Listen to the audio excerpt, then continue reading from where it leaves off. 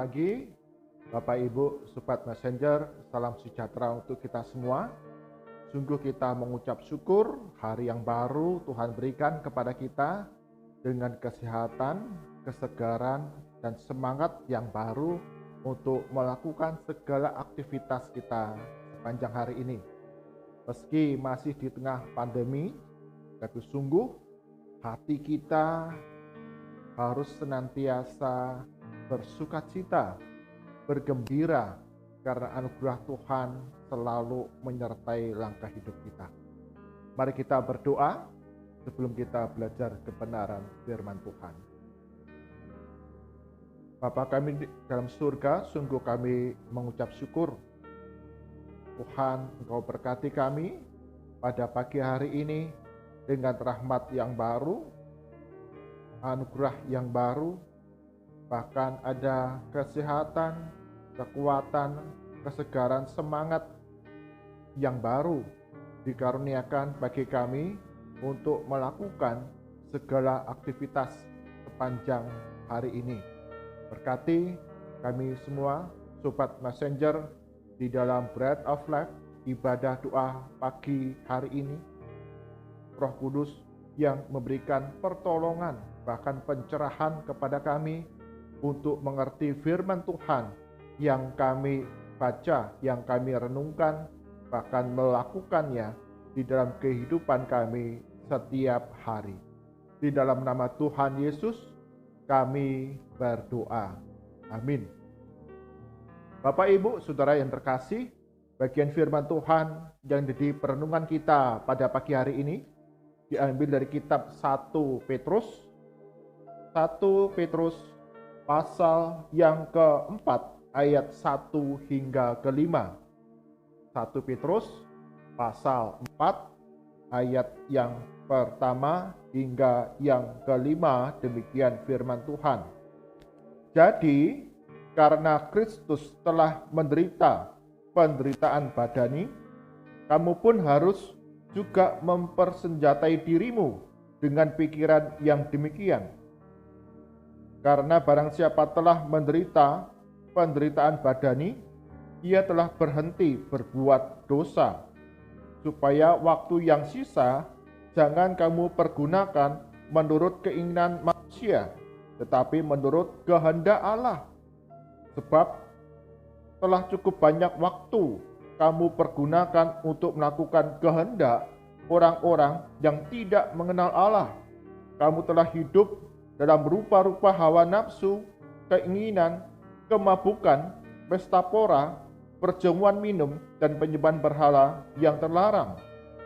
Sebab itu mereka heran bahwa kamu tidak turut mencemplungkan diri bersama-sama mereka di dalam kubangan ketidaksenonohan yang sama, dan mereka menfitnah kamu. Tetapi mereka harus memberi pertanggungan jawab kepada Dia yang telah siap sedia menghakimi orang yang hidup dan yang mati. Amin. Demikian firman Tuhan. Yang berbahagia adalah setiap kita yang membaca, merenungkan firman Tuhan siang dan malam, serta melakukannya dalam kehidupan kita setiap hari.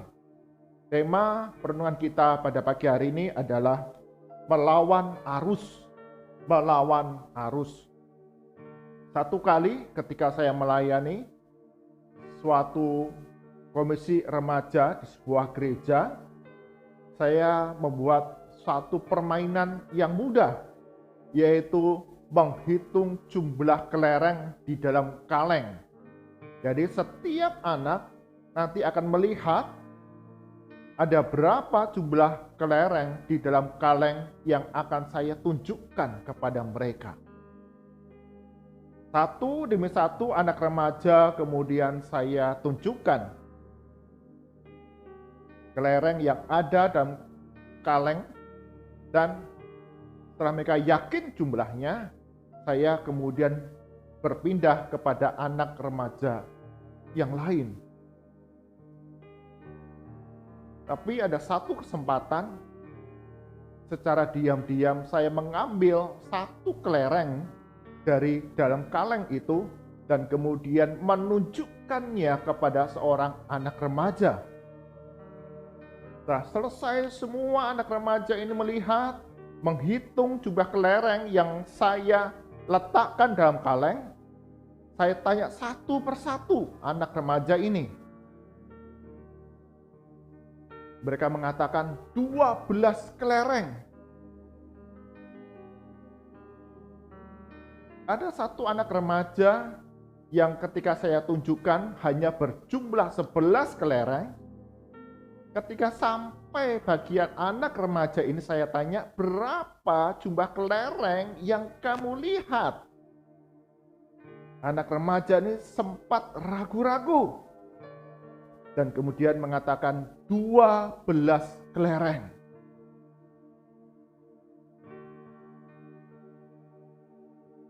Dia tidak yakin dengan apa yang sudah dia lihat.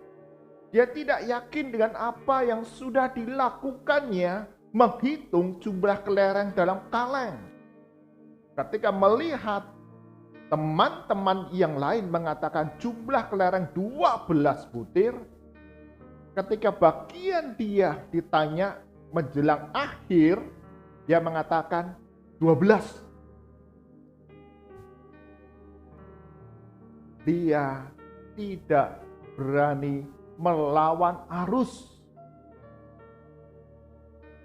dari suara kebanyakan orang. Padahal dia benar, tapi dia takut, tidak berani melawan arus.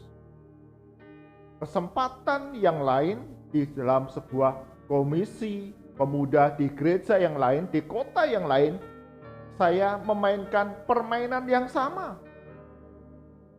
kepada para pemuda SMA dan kuliah, mahasiswa. Tentu jumlah kelereng lebih banyak. 16 butir kelereng saya letakkan di dalam kaleng dan tunjukkan kepada masing-masing anak pemuda remaja ini untuk menghitung jumlah kelereng di dalam kaleng. Kembali ada satu kesempatan secara diam-diam saya mengambil satu butir kelereng dan menunjukkannya kepada satu orang pemuda, seorang mahasiswa, untuk menghitung jumlah kelereng di kaleng. Semua sudah melihat. Kembali saya tanya satu demi satu. Kali ini pemuda di mana satu butir kelereng saya ambil dari kaleng untuk saya tunjukkan, saya bertanya pada urutan yang kedua. Orang pertama mengatakan 16 butir. Pemuda ini mengatakan 15 butir. Kemudian pemuda ketiga, keempat, kelima. Cukup banyak pemuda waktu itu, ada sekitar 26. Tapi kemudian saya kembali bertanya secara acak kepada para pemuda remaja ini. Kembali saya bertanya, mengulang kembali pertanyaan kepada pemuda yang sudah menjawab 15 butir ini. Sebelumnya dia adalah orang kedua, orang pertama 16, dia mengatakan 15. Tapi selanjutnya mengatakan 16 butir.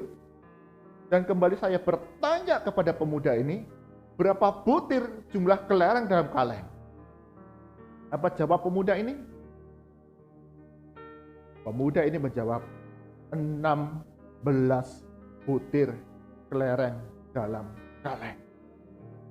Bapak Ibu, saudara-saudara, sobat messenger, inilah tantangan kehidupan kita sebagai orang-orang Kristen.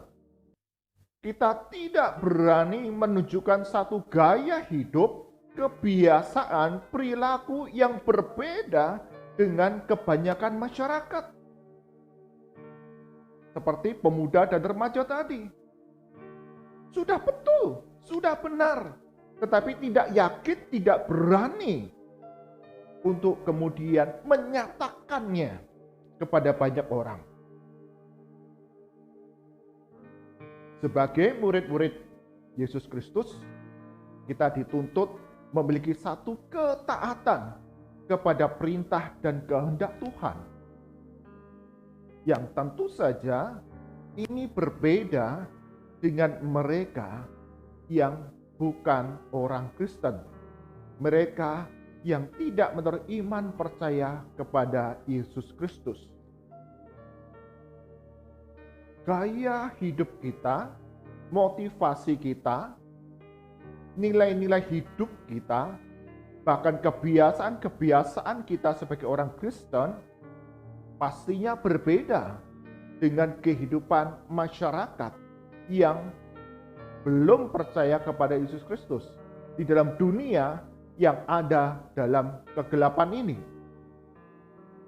Bagian firman Tuhan yang kita baca, Rasul Petrus memberikan semangat kepada orang-orang Kristen, kepada para pengikut Kristus, bahwa mereka hidup yang berbeda dengan masyarakat yang ada pada saat itu. Para pengikut Kristus pada abad pertama tidaklah banyak. Mereka baru bertumbuh. Orang-orang Kristen ini, pengikut-pengikut Kristus ini, punya kehidupan yang berbeda dengan masyarakat yang ada pada saat itu, pada abad yang pertama. Maka di dalam ayat yang keempat dikatakan demikian. Sebab itu mereka heran bahwa kamu tidak turut mencemplungkan diri bersama-sama mereka di dalam kubangan ketidaksenonohan yang sama, dan mereka memfitnah kamu. Para penyembah berhala, masyarakat yang hidup pada saat itu, mereka hidup di dalam penyembahan kepada berhala. Mereka hidup dalam percabulan dan persinahan. Mereka hidup di dalam pesta pora, kemabukan, mengejar, mengumpulkan harta materi dan kekayaan hanya untuk diri sendiri dan tidak peduli kepada orang-orang yang ada di sekitar mereka. Lihat gaya hidup masyarakat pada saat itu. Di dalam ayat yang ketiga dikatakan demikian. Orang-orang yang tidak mengenal Allah hidup dalam rupa-rupa hawa nafsu, keinginan, kemabukan, pesta pora, perjamuan minum, dan penyembahan berhala yang terlarang. Orang-orang Kristen abad pertama hidup di tengah masyarakat yang sedemikian rusak, sedemikian jahat dan buruk di dalam pandangan Allah. Dan ketika para penyembah berhala ini melihat gaya hidup orang Kristen, masyarakat yang tidak mengenal Allah ini melihat gaya hidup orang Kristen, dikatakan mereka menjadi heran. Mereka menjadi bingung. Bahkan dikatakan mereka kemudian menfitnah. Tidak percaya mengapa kita hidup berbeda dengan mereka. Di dalam Kisah Para Rasul pasal yang ke-4 ayat 32 hingga ke-37 kita melihat salah satu cara hidup jemaat yang berbeda pada saat itu. Dikatakan demikian, adapun kumpulan orang yang telah percaya itu, mereka sehati dan sejiwa, dan tidak seorang pun yang berkata bahwa sesuatu dari kepunyaannya adalah miliknya sendiri, tetapi segala sesuatu adalah kepunyaan mereka bersama. Dan ketika mereka melihat ada saudara seiman mereka yang hidup di dalam keterbatasan, kemiskinan, penderitaan, dikatakan mereka menjual milik mereka dan membagi-bagikannya kepada mereka yang hidup dalam kesusahan. Wow, ini berbeda dengan masyarakat pada saat itu. Orang Kristen tidak mau menyembah berhala, tidak mau menyembah kepada kaisar yang dianggap anak dewa. Mereka hanya percaya kepada Yesus Kristus, memuji menyembah Yesus Kristus melalui persekutuan-persekutuan yang diadakan di rumah demi rumah. Meski mereka hidup dalam keterbatasan, tapi ada sukacita yang besar. Ketika masyarakat pada saat itu berlomba-lomba untuk mengumpulkan harta dan untuk berpesta pora, bermabuk-mabukan dalam perjamuan, orang Kristen justru membagikan harta mereka kepada saudara seiman yang membutuhkan, memberikan pertolongan kepada mereka yang hidup dalam kemiskinan dan penderitaan. Hidup saling mengasihi, hidup saling membantu satu dengan yang lain. Ini berbeda. Dan Rasul Petrus mengingatkan kembali, kamu sudah ditebus oleh Yesus Kristus. Kamu sudah mengalami penderitaan yang sama seperti yang Yesus Kristus alami. Penderitaan badani. Tetapi karunia rohani, pemeliharaan Yesus Kristus, perlindungan dari Allah, nyata dalam kehidupanmu setiap hari. Memberikan keyakinan, keberanian, hidup yang berbeda pada zaman itu. Yang melawan arus. Dan mereka boleh melihat, menjadi heran. Bahkan dikatakan dalam Kisah Para Rasul, hari demi hari kemudian ditambahkan orang-orang percaya yang baru. Bapak, Ibu, Saudara yang terkasih, Sobat Messenger, apa yang akan kita lakukan ketika kita melihat di dalam perjalanan kita, kemudian kita menyaksikan ada seorang pengendara mobil atau pengendara motor yang melawan arus lalu lintas yang ada? Apa yang akan kita lakukan? Apa yang jadi respon reaksi kita? Kita akan menjadi heran.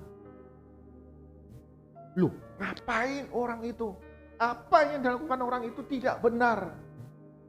Kita memperhatikan bahwa apa yang dilakukan orang ini yang melawan arus ini berbeda dengan banyak orang.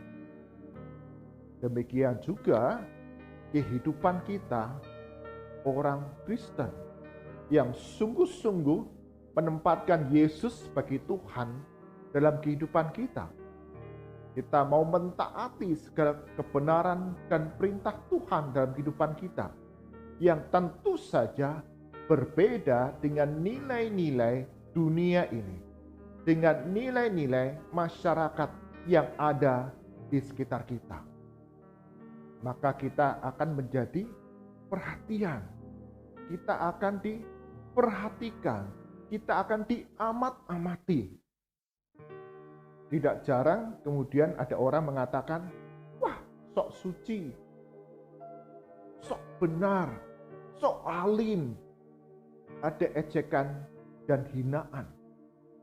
Bahkan ketika kita melawan arus, maka kita memerlukan keyakinan, memerlukan keberanian, dan tentu saja sopan santun dalam kehidupan di tengah masyarakat. Firman Tuhan yang menjadi otoritas dalam kehidupan kita, itulah yang menjadi tolok ukur dalam kehidupan kita setiap hari.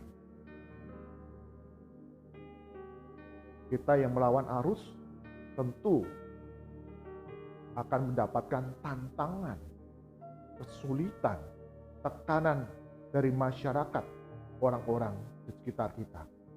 Tetapi anugerah Allah akan memampukan kita menjadi orang Kristen yang berbeda dan membawa pengaruh yang baik bagi orang-orang di sekitar kita. Tidak mudah melawan arus, tapi Yesus Kristus dengan pertolongan kepada kita untuk berani, untuk yakin punya hidup yang seturut dengan kehendak Tuhan. Mari kita berdoa. Bapa kami dalam surga, sungguh kami hidup di tengah dunia yang memiliki konsep nilai yang berbeda dengan kebenaran firman Tuhan, dengan kehendak dan pengajaran Yesus Kristus. Firman Tuhan yang kami baca, kami renungkan setiap hari. Ada masa waktu di mana kami harus melawan arus di tengah kehidupan masyarakat, orang-orang di sekitar kami. Kami akui, kadang kami tidak berani untuk melawan arus. Sungguh kami mengucap syukur oleh anugerah Allah, kami dimampukan untuk menjadi orang-orang Kristen yang berbeda dan membawa pengaruh yang baik bagi orang-orang di sekitar kami melalui gaya hidup Kristiani yang terus kami lakukan setiap hari. Berkati Sobat Messenger pagi hari ini, kami bertekad memiliki motivasi, nilai hidup, perilaku, dan kebiasaan yang seturut dengan kebenaran firman Tuhan, yang meneladani kehidupan Yesus Kristus, menjadi berbeda dengan hidup di tengah masyarakat yang belum mengenal, yang belum percaya kepada Yesus Kristus. Berkati kami semua menjadi alat kesaksian bagi nama Tuhan. Kami menyerahkan untuk setiap kami Sobat The Messenger sepanjang hari ini di dalam usaha pekerjaan kami yang penuh dengan tantangan keterbatasan. Tuhan punya cara yang ajaib untuk memenuhi kebutuhan di tengah keluarga kami.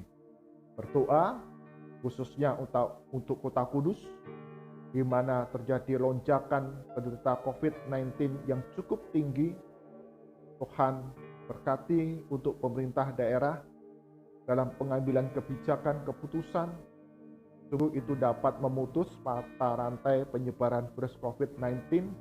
Bahkan kami, setiap warga yang tinggal di Kabupaten Kudus, kami juga bersehati untuk mentaati protokol kesehatan yang sudah ditetapkan oleh pemerintah, bahkan kebijakan-kebijakan yang diambil.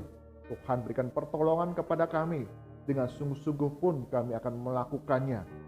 Ajar kami untuk mengurangi aktivitas kami di luar rumah, bahkan menjaga kesehatan kami sedemikian rupa sehingga kami dijauhkan dari penyebaran virus COVID-19 ini. Kami berdoa untuk bangsa dan negara kami. Engkau berkati untuk pemerintah dalam menjalankan roda pembangunan secara merata di seluruh wilayah Indonesia.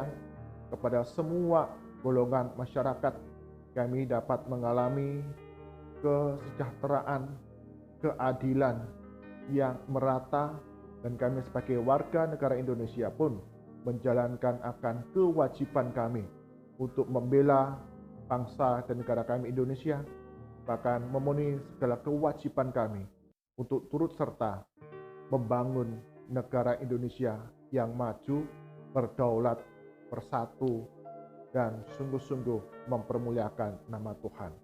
Mari angkat tangan kita, arahkan hati kita kepada Tuhan, dan kita terima berkat daripadanya.